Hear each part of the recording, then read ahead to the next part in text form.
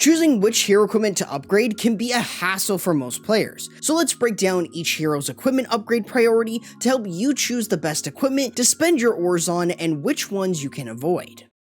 Starting with the Dragon Duke, you'll want to first focus on the Fireheart equipment. With the passive healing and death damage it provides, it's his best equipment for any situation. No matter if he's flying across the base when paired with the Giant Arrow and Earthquake spells, or used to solo compartments alone. This overall will be the first equipment to upgrade for him up to at least level 15 for enough healing and death damage when he falls. From there, you can either focus on his new epic, the Rocket Backpack, or the Stun Blaster. Both equipment are very strong, but changes depending on how you're using the Dragon Duke. The Rocket Backpack performs the best when paired with the Giant Arrow and Earthquake spells, as it can one-shot defenses so long as you can aim it. In this case, you often want to have the Rocket Backpack around level 21 so long as the Giant Arrow is maxed out, so you only need 2 Quakes for everything except the Super Wizard Tower. As for the Stun Blaster, its consistent stun is quite strong for the Duke, and having it around level 15 gives it a long 7-second stun, which is perfect for many armies. As for the Flame Blower, I would avoid upgrading this as it's his weakest equipment.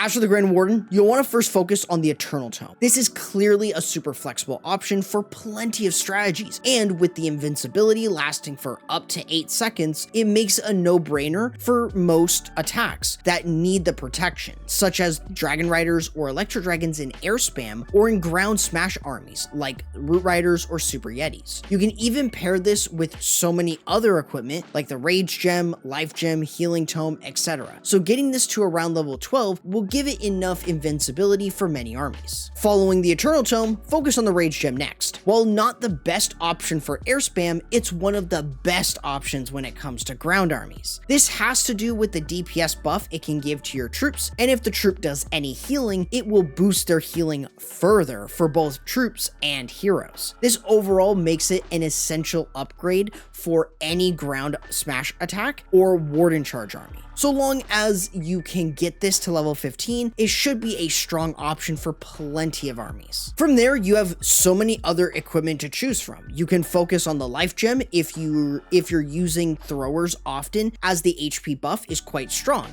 as having it at a level 12 at least buffs troops like throwers by 1000 HP, making it a great option when paired with the Rage Gem. The Healing Tome is also great to upgrade to with its solid healing for a long duration, making it worth using so long as it's level 15 or above. If you prefer using the Warden as a DPS, the Fireball is very powerful with its large damage in a fairly big radius so long as it's around level 24 for the 6-tile radius. And the Heroic Torch is just as good if you're not great with Fireball but solid at funneling, allowing you to take advantage of this equipment so long as it's level 21 for the speed buff and the damage reduction for your troops. As for the Lavaloon Puppet, avoid upgrading it unless you're using Lalo armies like Zap Lalo or Sui Lalo, so having it around level 21 would be more than enough for the 3rd Lavaloon spawn. If you want to try these armies out, however, check out Rainmaker for consistent Lalo content that works incredibly well with the Lavaloon Puppet.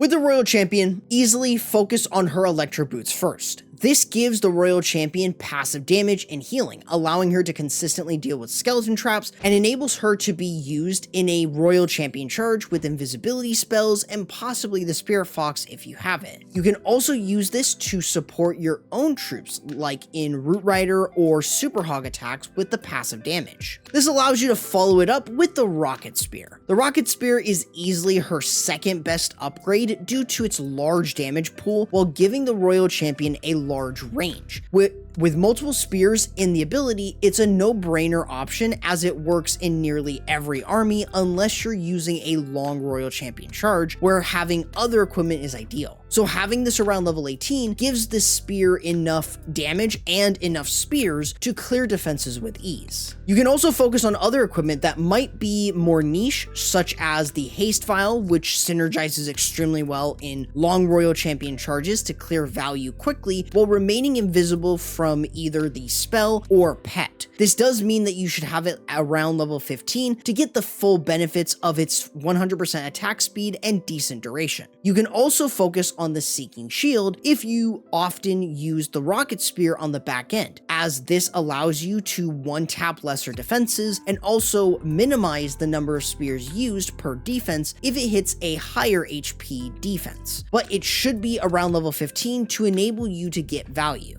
Her other equipment are honestly not worth investing into, with them being inferior compared to her other options. Moving along to the Barbarian King, prioritize his Spiky Ball first. This often is his best option with the high damage it does per building, while offering insanely good hero boost stats, which compare extremely well with different equipment, no matter if he's used inside or outside the base. But having this around level 18 gives enough targets while boosting the DPS and HP of the king by a large margin. From here, the Stick Horse should be your next priority. This enables your king to jump over walls while massively buffing his movement speed and attack speed, allowing him to clear defenses with ease while being tanked for. This especially pairs well with the Giant Gauntlet's damage reduction, making this a scary combo for most bases, but you need a level 18 Stick Horse to get the full benefits from it. From here, you can upgrade different options depending on your playstyle. One option is the Snake Bracelet, which is amazing for funneling the outside of the base when paired with the Spiky Ball with its hefty HP hero boost stat, but should be around level 21 before you start using it. Another option is the Earthquake Boots, which pairs very well with the Spiky Ball, as the Earthquake Boots offers a nice damage percent to all buildings caught in the 8-tile radius, and so long as it's around level 6 or higher, it can be used in many armies that need wall breaking. However, you can also stick to using the Giant Gauntlet, which compare really well with the Stick Horse, as with the damage reduction from this equipment, you can keep the king alive for much longer and get way more value, just so long as it's also level 18. His other equipment really aren't worth investing into unless you need a quick replacement, like the Rage Vial to pair with the Giant Gauntlet, or the Vamp Stash in funneling with the Snake Bracelet. With the Archer Queen, focus on the action figure first. This is easily her best option for every situation, as it spawns the Giant, which is a massive wall for your queen that can deal with a lot of damage and deal out a lot of damage with the queen behind him. And this equipment scales extremely well the more you invest into it past level 21, making it a solid option to max first if you need a strong equipment. Her other equipment depends on what you're mostly using the Archer Queen for. Her Magic Mirror is very solid with the ability to increase her damage with the 2 additional queens spawned, and can be used starting around level 18 thanks to offering a second clone queen. However, the Giant Arrow is very relevant, as it can be used to snipe air defenses or sweepers, and can be used to activate invis towers, but its best use currently is with the Dragon Duke's Rocket Backpack to pair with earthquake spells to smash defenses, so having this maxed is a must. Other than the healer puppets, which can benefit from level 15 and the 3rd healer added there, the rest of her equipment aren't worth investing into, as they lack any synergy in her current roles.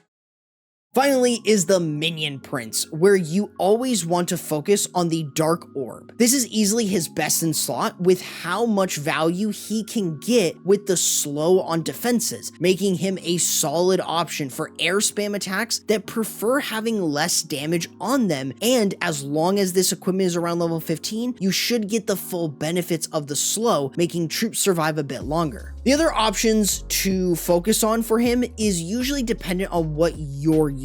The Meteor Staff is extremely solid for the passive damage every so often, allowing the Prince to still deal damage even when he's not targeting defenses, but should be around level 21 before you start using it. Likewise, the Dark Crown can be a overall solid option for the Prince, but mostly in armies where most of your troops fall, such as in Lalo or Mass Dragon armies. So they can buff the Minion Prince further, but also needs to be level 21 to really see benefits. However, the Henchman Puppets are just as good for a common equipment, as their passive hero boosts gives enough value for the Prince to use. The other options for him can work fine, but they're a bit too niche to invest into.